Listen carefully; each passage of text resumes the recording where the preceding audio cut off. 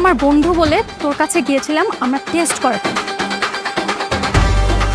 সে তুই তুই আমাদেরকে একটা সঠিক ইনফরমেশন দিবি আর একটা সুন্দর সলিউশন দিবি, কিন্তু তুই তুই কি করলি?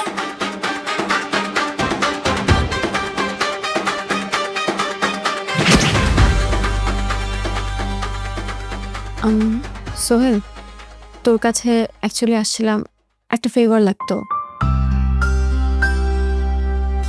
সেটা হচ্ছে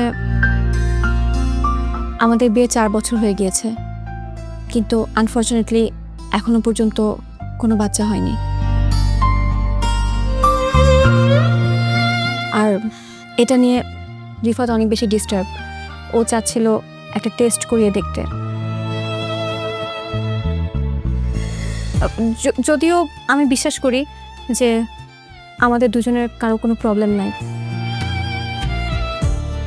বাট তারপরও যেহেতু ও চাচ্ছে, ওর মনের মধ্যে একটু সন্দেহ আছে, তাই আমিও চাচ্ছি একটা টেস্ট করাতে। তুই তো আমার অনেক ক্লোজ ফ্রেন্ড, তাই ভাবলাম যেহেতু তুই আছিস তাহলে ডিরেক্টলি তোর কাছে চলে আসি। না, আমারও মনে হচ্ছে এটা কোনো সমস্যা না।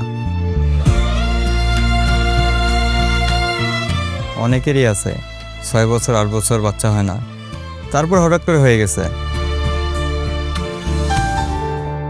এটা আসলে তেমন কোনো সমস্যা না, এরকম লেট হতেই পারে, এটা সাধারণ। তারপরেও যেহেতু ভাইয়া সন্দেহ পোষণ করছে, এটা পরীক্ষা করা যেতেই পারে। তুই কোনো টেনশন করিস না, আমি এটা দেখতেছি। তুই একটা কাজ কর, তুই 404 নম্বর রুমে গিয়ে তোর স্যাম্পলটা দে, আর ভাইয়া আপনি 406 নম্বর রুমে গিয়ে আপনার স্যাম্পলটা দিন। আর রিপোর্ট আসলে আমি তোদেরকে ফোন দিব, তোরা এসে রিপোর্টটা নিয়ে যাস। আর আমার মনে হয় এটা বড় কোনো সমস্যা না। ঠিক আছে, তাহলে আজকে উঠে আমরা স্যাম্পল দিয়ে ডিরেক্টলি বাসা চলে যাব। আজকে আর দেখা হচ্ছে না। ওকে, ভালো থাকি ভাইয়া, ভালো থাকেন। চল।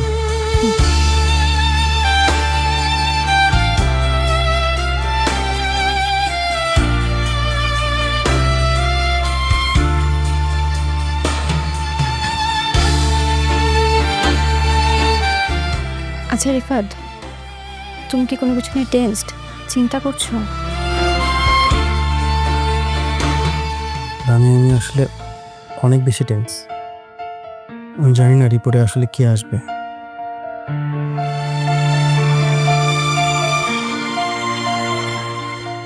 যদি নেগেটিভ কিছু আসে, যদি এমন আসে যে আমার প্রবলেম, তখন কি তুমি আমাকে ছেড়ে চলে যাবে? আরে বাবা না, কি বলছো তুমি এসব? আর আমরা কেনই বা এগুলো ভাবছি? তুমি শুনলে না সোহেল কি বললো?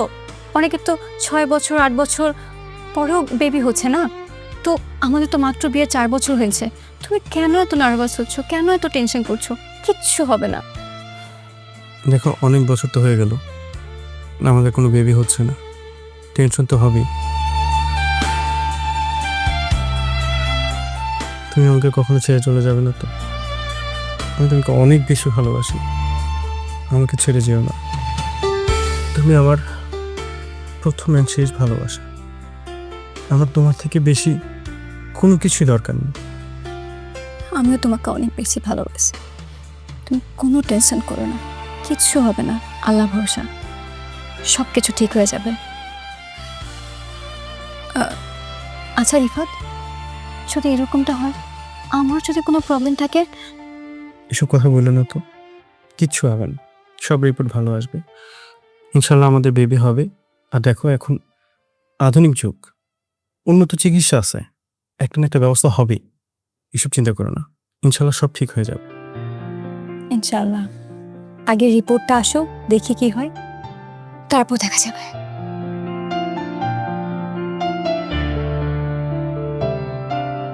লামিয়া, তোদের রিপোর্টটা চলে এসেছে, এই নে।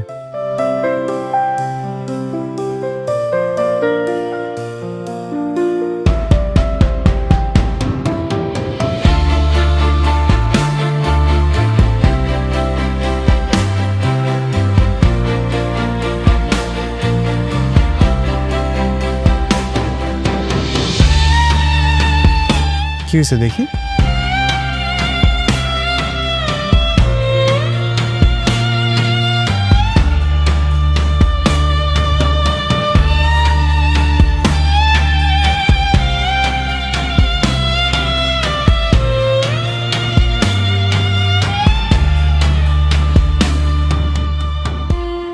রিপোর্ট তো দেখতেছি লামিয়ার প্রবলেম।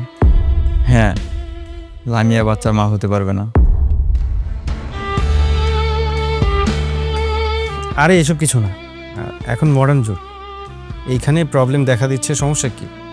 এখন সব কিছু ট্রিটমেন্ট আছে, আমরা উন্নত জায়গায় ট্রিটমেন্ট নিব, এখানে একটা সলিউশন বের হবেই। কি বলেন ডাক্তার? আমরা যদি উন্নত চিকিৎসা নিই তাহলে তো অবশ্যই বেবি হবে, তাই না? আসলে একদম ঠিক হবে না সেটা বলা যাবে না, কারণ দেওয়ার মালিক আল্লাহ। কিন্তু আমার চিকিৎসা বিজ্ঞান থেকে যতটুকু বোঝা যায়, ঠিক হওয়ার সম্ভাবনা খুবই কম।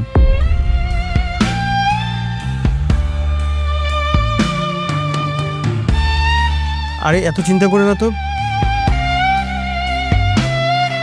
সব ঠিক হয়ে যাবে। অবশ্যই আমরা সব কিছু ঠিক করবো, একটা না একটা ব্যবস্থা হবেই। ডাক্তার, আপনি আমাদের সাথে থাকেন, আমরা আপনার সাথে যোগাযোগ করব। হ্যাঁ অবশ্যই, কেন নয়। এইসব নিয়ে আমরা বাসায় কথা বলবো, আর একটা ব্যবস্থা হবে, তুমি টেনশন নিও না। আরে সব ঠিক হয়ে যাবে। ঠিক আছে ডাক্তার, তাহলে আজকে আমরা যাই, আবার দেখা হবে, আপনার সাথে কথা হবে। চলো চলো। আরে স্ট্রং স্ট্রং হ, কিচ্ছু হয় না, সব সমাধান আছে। এখন আধুনিক যুগ, এখন এইসব নিয়ে এত টেনশন করার কিছু নাই। চলো, আসো আসো আসো।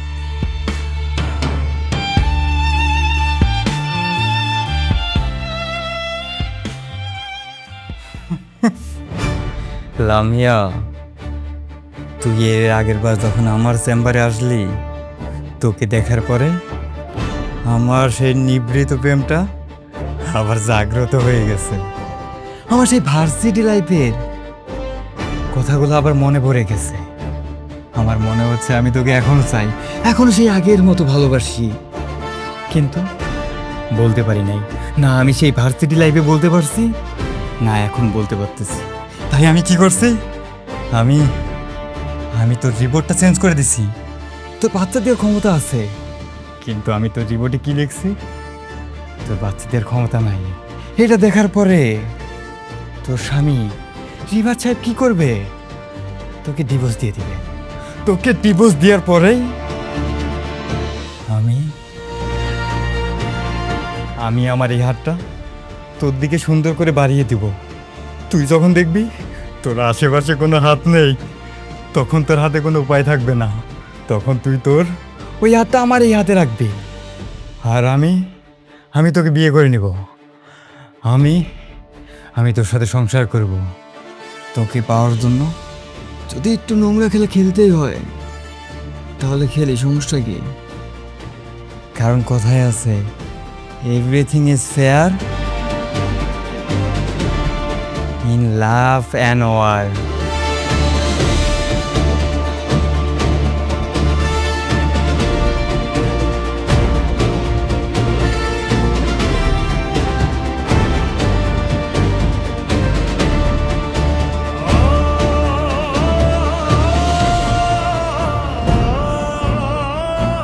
কি হয়েছে তোমার?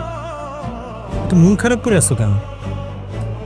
আরে বাবা, মাত্র একটা ডাক্তার দেখাইছে, একটা রিপোর্ট আসছে, আর 10টা ডাক্তার দেখাবো, 10 জায়গায় রিপোর্ট করব, উন্নত চিকিৎসা নিব, সমাধান একটা না একটা হবেই রে বাবা।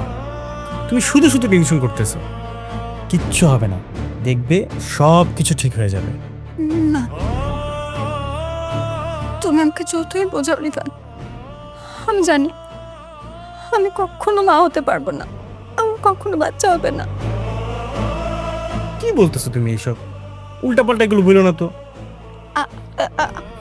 আচ্ছা রিফাত, আমার আমার তো বাচ্চা হবে না, তোমার তো একটা বাচ্চার অনেক শখ, তুমি কি আমাকে ছেড়ে দিবা? তুমি কি আমাকে ছেড়ে চলে যাবো? শোনো না, আমি আমি সত্যি তোমাকে অনেক ভালোবাসি, আমি তোমাকে ছেড়ে থাকতে পারবো না, আমি তোমাকে ছেড়ে সত্যি থাকতে পারবো না। আমি তোমার দুটো পায়ে ধরে, তুমি প্লিজ আমাকে ছেড়ে চলে যাও না, আমি থাকতে পারবো না রিফাত। আমি তোমাকে ভীষণ ভালোবাসি, অনেক ভালোবাসি। তুমি প্লিজ আমাকে ছেড়ে যেও না, প্লিজ। আমি তোমাকে কখনোই ছেড়ে যাব না। আমি তোমাকে ভালোবাসলাম, আমি ভালোবেসে তোমাকে বিয়ে করছি। আমাদের এত সুন্দর সংসার, আমি কেন তোমাকে ছেড়ে যাবো বলো? আমার বাচ্চার দরকার, তার মানে এই না যে আমি তোমাকে ছেড়ে দেব। বাচ্চার থেকে আমার তোমাকে বেশি দরকার। তোমার তোমার ফ্যামিলিটাকে যদি প্রেশার দেয় তখন কি করবা? কারণ আমি তো জানি তোমার ফ্যামিলিতে একটা বাচ্চার খুব দরকার। তুমি তোমার বাবা মার একমাত্র ছেলে, তখন তারা আমাদের যতই প্রেশার দেয়, আমি তাদের এগেইনস্টে গিয়ে তোমার সাথেই থাকবো।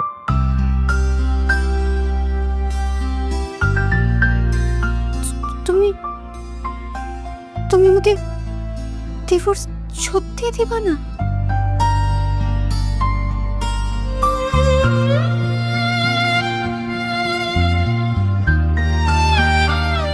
আমি তোমাকে কখনো ছেড়েও যাব না, কখনো ডিভোর্সও দিব না। আমার বাচ্চা দরকার, তার থেকে বেশি দরকার তোমাকে, কারণ আমি তোমাকে অনেক বেশি ভালোবাসি।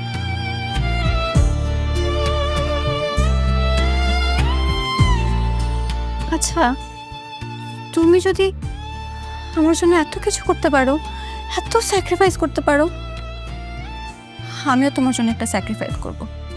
তুমি আমার জন্য কি স্যাক্রিফাইস করবে?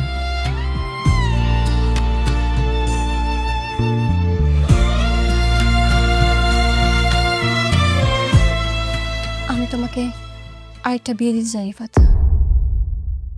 তুমি কি পাগল হয়ে গেছো? কি বলতেছো এইসব? তুমি মাথা ঠিক আছে তোমার? আমি তোমাকে বললাম তো, আমরা আর 10 জায়গায় যাবো, উন্নত চিকিৎসা করব, একটা ব্যবস্থা হবেই। আচ্ছা আচ্ছা, তুমি আমার কথা শোনো, তুমি আমার কথা একটু বোঝার চেষ্টা করো। দেখো, একটা বাচ্চা তো দরকার, তাই না?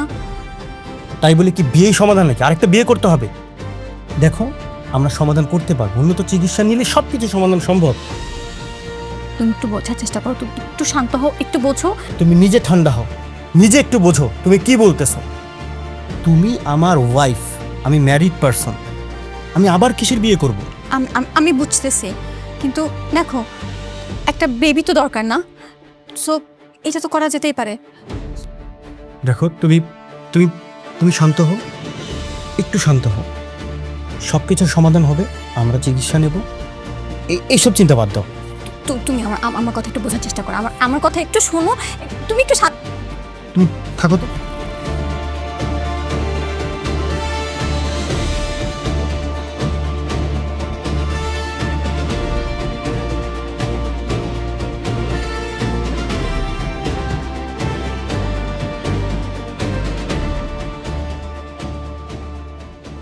এই যে মা, এটা আমার মেয়ে।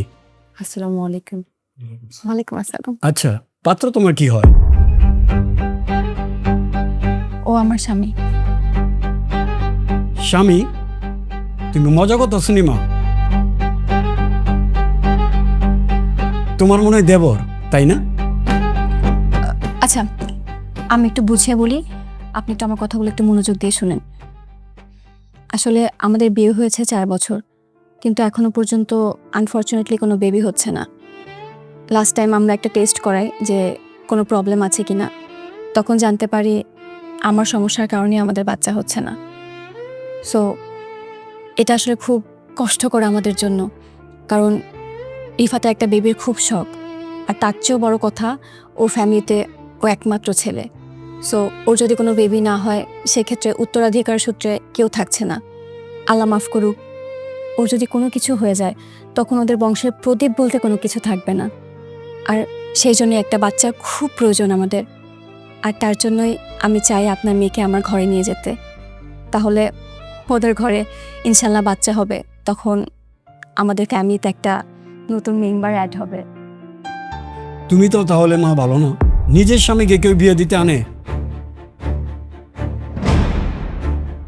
আনছো ভালো কথা, আমার মেয়েকে আমি বিয়ে দেবো না। না না আঙ্কেল, আপনি ভুল বুঝছেন। আসলে আপনার মেয়ে যদি আমার ঘরে যায়, ও খুব ভালো থাকবে, আর আমি ওকে একদম সতীনের চোখে না, আমার নিজের বোনের মতো করে দেখব। আপনি কোনো টেনশন করবেন না ওকে নিয়ে, ওর কোনো কষ্ট হবে না আমাদের বাড়িতে, ট্রাস্ট মি। যেই লোক নিজের বউকে নিয়ে বিয়ে করতে আসে, আমি সেই লোকের কাছে বিয়ে দিব না। আমি বুঝতে পারছি, কিন্তু সত্য কথা বলতে আঙ্কেল, রিফাতের ফ্যামিলি স্ট্যাটাস অনেক বেশি হাই, ওদের ব্যাকগ্রাউন্ড খুব ভালো।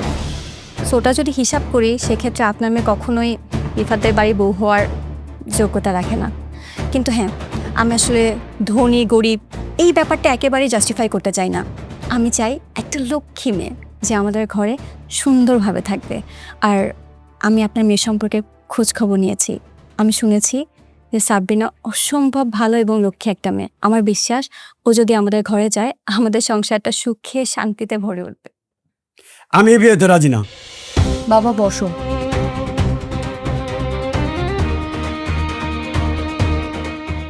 আমি এই বিয়েতে রাজি।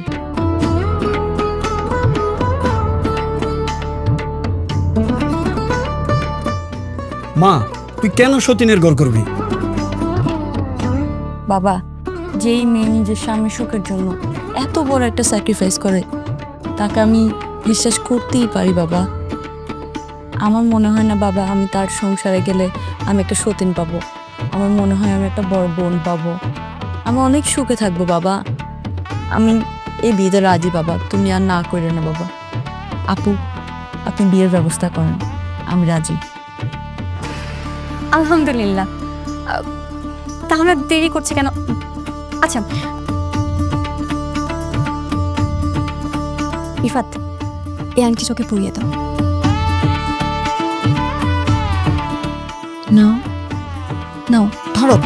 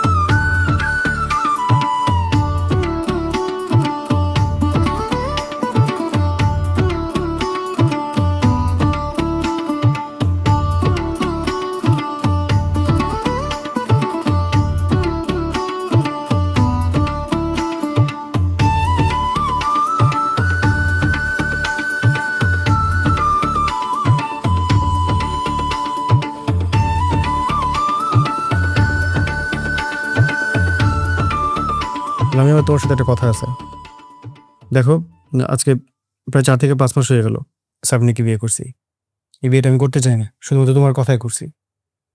আজকে 4 থেকে 5 মাস হয়ে গেল, কোনো নিউজ পাইলাম না। আর আমার মনেও হয় না আমি কোনো নিউজ পাবো। কোনো একটা সমস্যা অবশ্যই আছে। দেখো, বাচ্চার জন্য বিয়ে করছি, সেই বাচ্চার তো কোনো খবরই নেই। আর আমি ওকে একদমই পছন্দ করি না, মন থেকে কখনই ভালোবাসতে পারিনি। আমি শুধুমাত্র তোমাকেই ভালোবাসি। ও যদি আমাকে বাচ্চাই দিতে না পারে তাহলে ওর কি দরকার? সে কিন্তু তুমিই আসো না। আমি আমি ওকে আজকেই ডিভোর্স দিতে চাই। আমি ওর সাথে একদম থাকতে চাচ্ছি না। এটা তুমি কি বলছো? ডিভোর্স কেন দিবে? আর দেখো, তোমাদের তো মাত্র কিছুদিন হয়েছে বিয়ে হয়েছে, তার মধ্যে এরকম একটা ডিসিশন না ঠিক হবে না। আমি বলি কি, তুমি আর একটু সময় নাও, আর একটু ভাবো, একটু ধৈর্য ধরো, ইনশাল্লাহ ভালো কিছু হবে। প্লিজ। আচ্ছা, আমি তোমার কথা, আমি ওকে ডিভোর্স দিব না, কিন্তু ও যেন একদম আমার সামনে না আসে, তুমি ওকে বলে দিবা। আচ্ছা ঠিক আছে, আমি দেখবো ও তোমার সামনে আসবে না, বাট তুমি একটু পেশেন্স রাখো, একটু ধৈর্য ধরো। আচ্ছা ঠিক আছে, কি আছে খাবার দাও, আমি টেবিলে যাচ্ছি।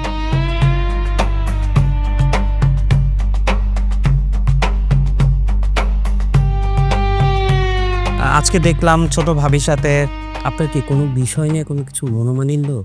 দেখেন, আমি দ্বিতীয় বিয়েটা যেটা করছি সাবরিনাকে, এটা কিন্তু শুধুমাত্র একটা কারণ, আমার কোনো যৌন চাহিদা কিন্তু ছিল না।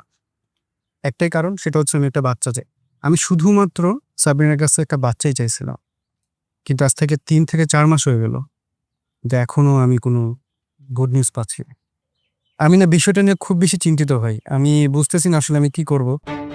আমি এখন এটা চিন্তা করতেছি, আমি কি সাবরিনার সাথে সংসার করব নাকি ওকে ডিভোর্স দিয়ে দেব। আর রিয়াদ ভাইয়া, আপনি আমার রুমে? তোকে বাসায় দেখছিলাম না, পরে ভাবি বললো আপনি নাকি আপনার রুমে আছেন, তাই আসলাম আর কি। আচ্ছা যাই তাইলে। আচ্ছা ভাইয়া বসুন, কিছু বলবেন? ভাবি আসলে রিফাত ভাই আজকে আপনার সম্পর্কে অনেক কথা বললো, আমার মনে হলো কথাগুলো আপনার সাথে শেয়ার করা দরকার, তাই আসলাম। হ্যাঁ বলেন, কি বলছো? আসলে ভাবি আপনাকে বিয়ে করেছে কেন সেটা আপনি ভালো করে জানেন, বেবির জন্য। আপনাদের বিয়ে হয়েছে প্রায় 5 থেকে 6 মাস হয়েছে, বাট কোনো বেবি হচ্ছে না এখন। তাই রিফাত ভাই আপনার উপর অনেক ফেড আপ। আমার মনে হয় না আপনাকে বেশি দিন এই সংসারে রাখছি। আমি কি করব বলেন ভাইয়া, বাচ্চা তো আর আমার হাতে নেই, উপরওয়ালার ইচ্ছা। দেখেন ভাবি, আপনাকে প্রথম দেখার পরে আলাদা একটা ভালো লাগা কাজ করে। আপনি যদি চান এই ব্যাপার আপনাকে আমি সাহায্য করতে পারি উইদাউট এনি কমিটমেন্ট। কিভাবে? আপনাকে আমি বেবি দিতে চাই যদি আপনি আমাকে সঙ্গ দেন। রিয়াদ ভাইয়া, খবরদার এই ধরনের কথা আমাকে আর কখনো বলবেন না। আপনি রিফাতের বন্ধু, এই জন্য আপনাকে কিছু করলাম না। আর আপনি যদি তার বন্ধু না হতেন, আমি তাদেরকে এটা ইনফর্ম করতাম। এক্ষুনি বের হয়ে যান আমার রুম থেকে, যান।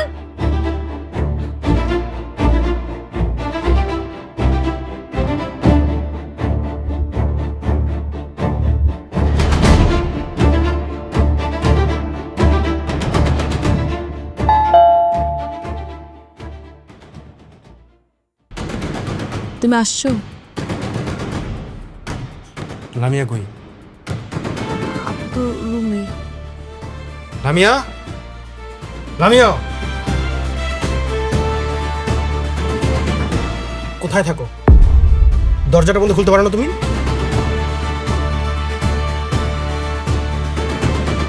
আমি তোমাকে বলছি না ও যেন আমার সামনে না আসে। তারপরে বারবার কেন আসে? দেখো আমার কিন্তু ধৈর্যের বাঁধ কিন্তু ভেঙে যাচ্ছে। ঘরে এমন কিছু যেন না হয় যার কারণে আমি তোমার অনুরোধ রাখতে না পারি। ওকে আমার সামনে থেকে সরাও।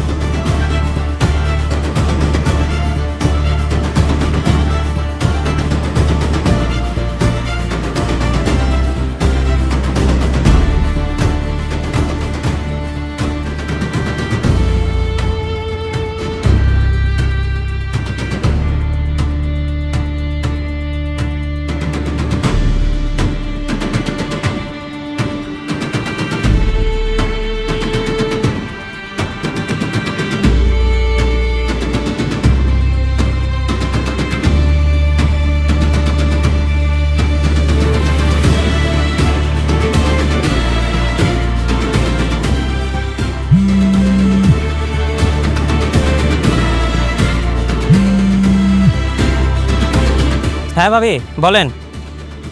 রিয়াদ ভাই কোথায় আপনি? আমি মাত্র অফিস থেকে বের হইলাম। আপনি কি একটু 3 নম্বর ব্রিজে এখানে আসতে পারবেন? আমি আপনার সাথে এক্ষুনি দেখা করতে চাই।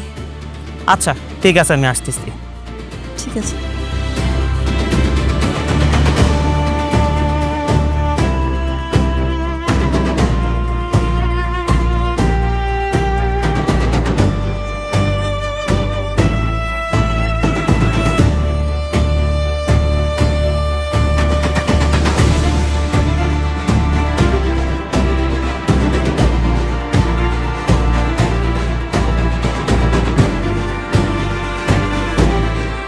রিয়াদ ভাই, আমি আপনার শর্তে রাজি। আচ্ছা, তাহলে সেদিন আমাকে এরকম অপমান করছিলেন কেন? আসলে আমার তো চরিত্রের সমস্যা নেই, যেটা আপনার আছে। আমার বাবা আমাকে নিষেধ করেছিলেন রিফাতকে বিয়ে করতে। আমি আমার বাবার বিরুদ্ধে গিয়ে রিফাতকে বিয়ে করেছি। আমার লামিয়াকে নিয়ে কোনো প্রবলেম নেই, আমি তাকে আমার বোনের মতো দেখি। কিন্তু এই সংসারে টিকে থাকতে হলে আমার একটা বাচ্চা দেওয়া খুবই দরকার। আমারও আপনার মতো মনে হয় রিফাতের কোনো সমস্যা আছে, যার কারণে তার বাচ্চা হচ্ছে না। এখন আমি যদি একটা বাচ্চা না দিতে পারি, আমার বাবার বাড়ির সবার কথা আমার শুনতে হবে, আর এই সংসারেও আমি আর টিকে থাকতে পারবো না। এই জন্যই আমি আপনার শর্তে রাজি হয়েছি।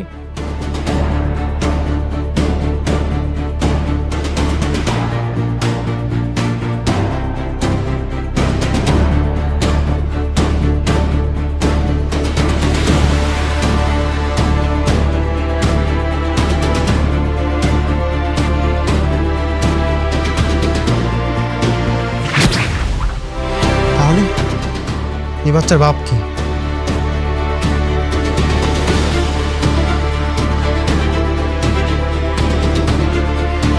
তাহলে কি সাবরিনা আর রিয়াদের সাথে কোনো অবৈধ সম্পর্ক ছিল?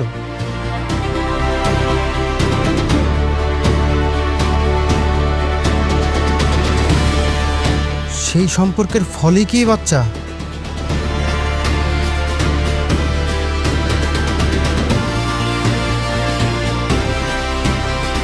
সেটা আমার জানার বিষয় নয়।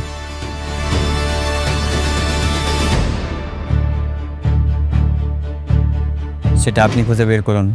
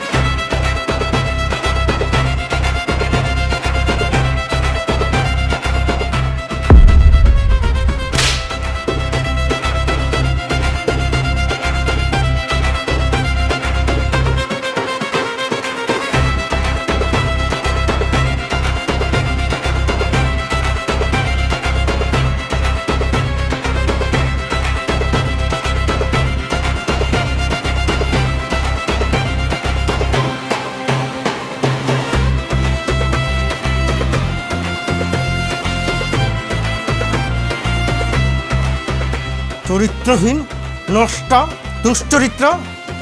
আমি বাবা হতে পারবো না, আমি অক্ষম বলে আরেকজনের সন্তান তোর পেটে নিয়ে সেই সন্তান আমার ঘরে চাপায় দিতে চাস? এসব তুমি কি বলতেছো আবুল তাবল?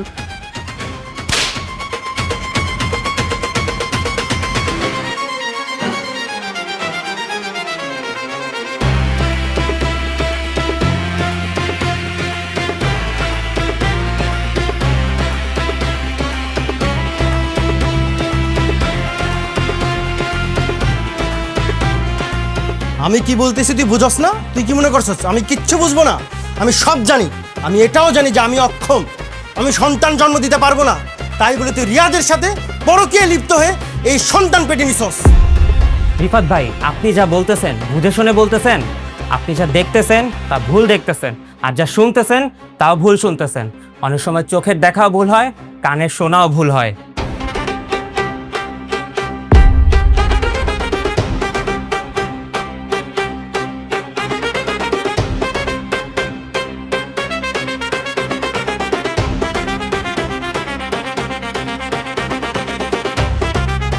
আপনাকে আমি সেম ট্রিটমেন্ট দিতাম, কিন্তু আপনাকে আমি সম্মান করি। আপনি আমার প্রতিবেশী, আপনাকে আমি নিজের ভাইয়ের মতন ভাবি। কিন্তু আপনি কি করলেন? সেই ভাইয়ের মতন একজন কলিগের ওয়াইফের সাথে আপনি পরকীয়ায় লিপ্ত হয়েছেন। তুমি কিন্তু রীতিমতো আমার চরিত্রে দাগ লাগাচ্ছ, আমাকে অপবাদ দিচ্ছ।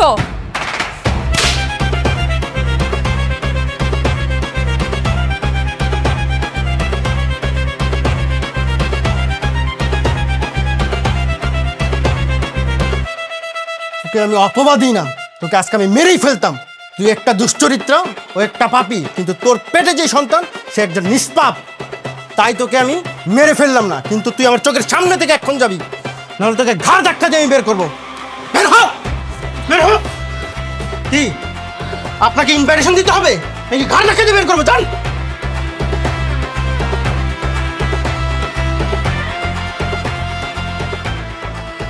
লামিয়া, আমার বাচ্চা লাগবে না, আমার আমার কিচ্ছু লাগবে না। আমি বুঝতে পারছি আমি কখনো বাবা হতে পারবো না, আমি জানি।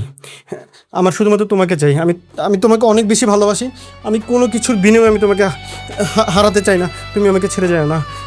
ওরা যা খুশি করুক, আমার কোনো টেনশন নেই, কিন্তু তুমি আমার সাথে থাকো। আমরা আবার একসাথে হ্যাপিলি থাকবো, আমাদের কোনো সমস্যা হবে না। তুমি আমাকে ছেড়ে যাও না লামিয়া। আমি বুঝতে পারতেছি, তুই একটু শান্ত হও। আমি আসলে বাসা থেকে বের হওয়ার আগে তোমার জন্য একটা জিনিস রেখে আসছি আমার বেডরুমে। প্লিজ গিয়ে একটু চেক করবা? জিনিস? কি জিনিস? বেডরুমে? ওইসব বাদ দাও, ওগুলো পরে দেখবো না। না না, আসলে রিফাত একটু ইম্পর্টেন্ট, প্লিজ গিয়ে একটু চেক করো। আচ্ছা, তুমি এখানে থাকো, আমি এখনই আসতেছি। হ্যাঁ, কোথাও যেও না কিন্তু।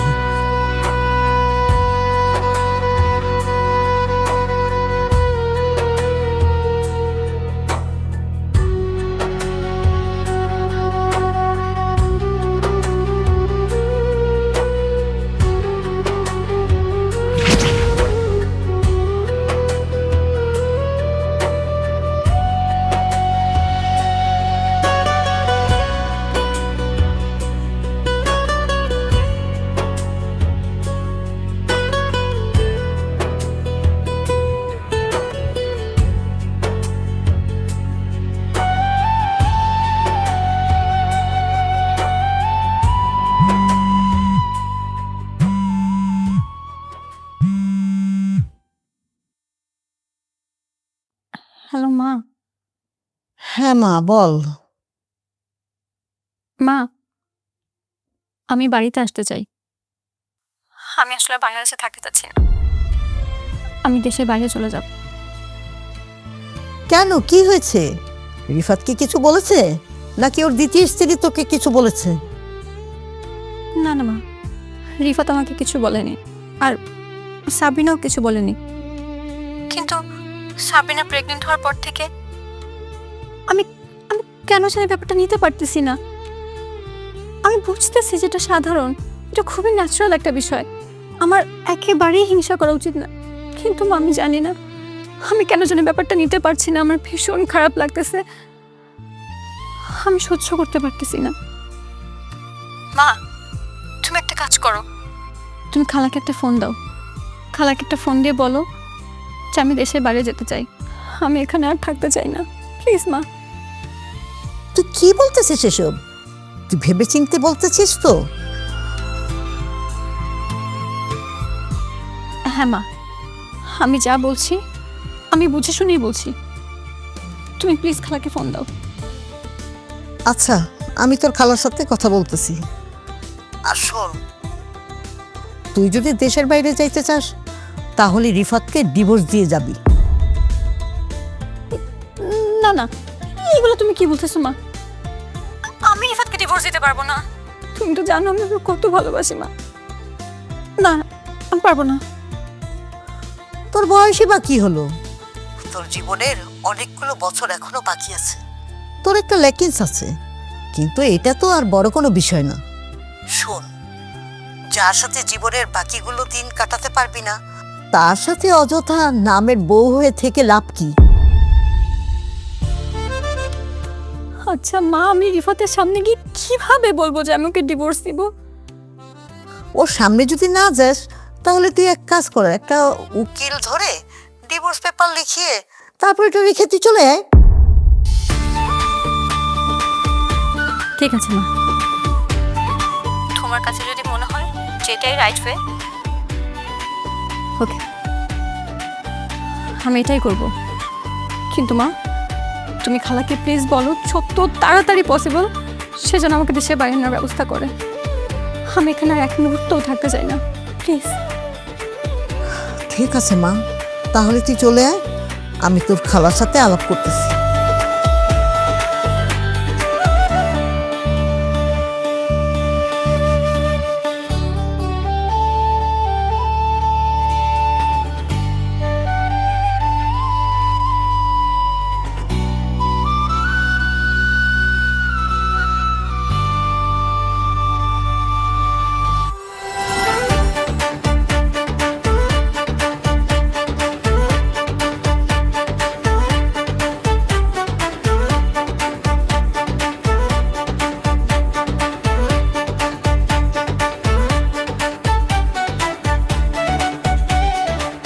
রিফাত, জানি না কিভাবে শুরু করব কিংবা কি বলা উচিত, তবে এতটুকু বুঝতে পারছি যা হচ্ছে তা আমি মেনে নিতে পারছি না।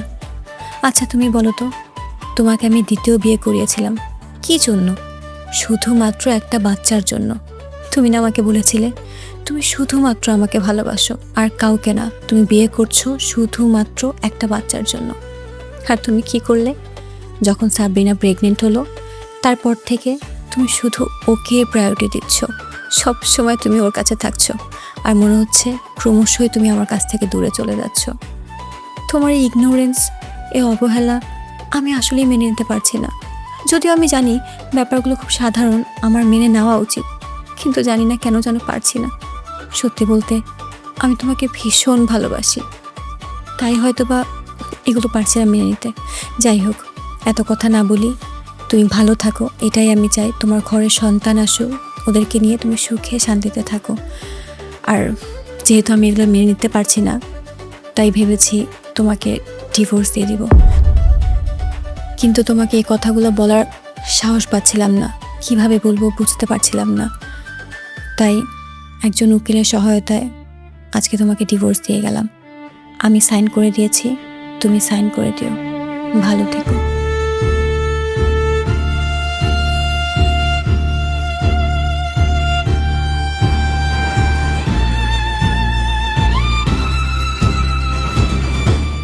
Divorce letter?